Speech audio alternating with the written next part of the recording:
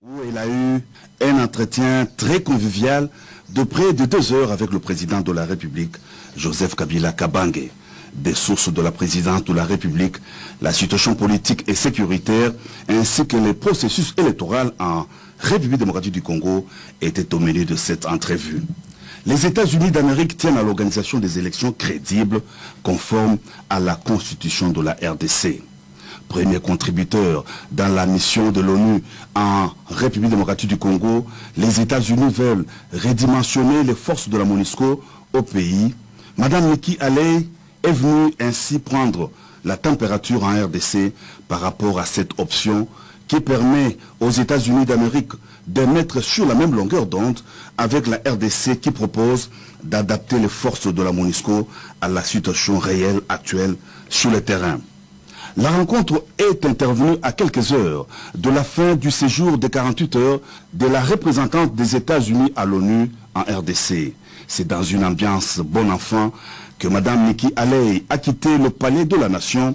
Elle a salué dans la rotonde l'ambassadeur Gatamavita, le représentant permanent de la RDC aux Nations Unies, et le vice-premier ministre, ministre des Affaires étrangères, Léonard Che Okitundu. Il y a beaucoup de choses qui se disent sur la République démocratique du Congo. Je crois que le président Trump a voulu se renseigner à la source sur ce qui se passe réellement en République démocratique du Congo. C'est pour ça qu'il a préféré envoyer sa représentante permanente auprès des Nations Unies pour rencontrer le président de la République. Alors, s'agissant des termes de référence, il y avait 4 points. D'abord, l'évolution de la situation politique en République démocratique du Congo.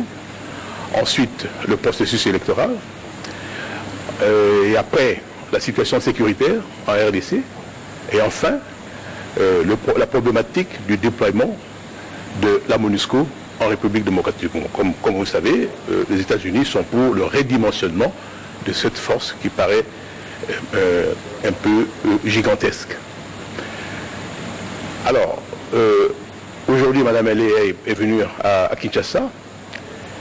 Le président de la République, avec elle, ont préféré s'entretenir en tête-à-tête. Le tête-à-tête a duré 2 heures. À la sortie de cette rencontre avec le président de la République, elle a déclaré qu'elle était satisfaite de la rencontre avec le chef de l'État. Voilà tout ce qu'on peut dire par rapport à cet entretien entre l'envoyé spécial du président Trump auprès du chef de l'État.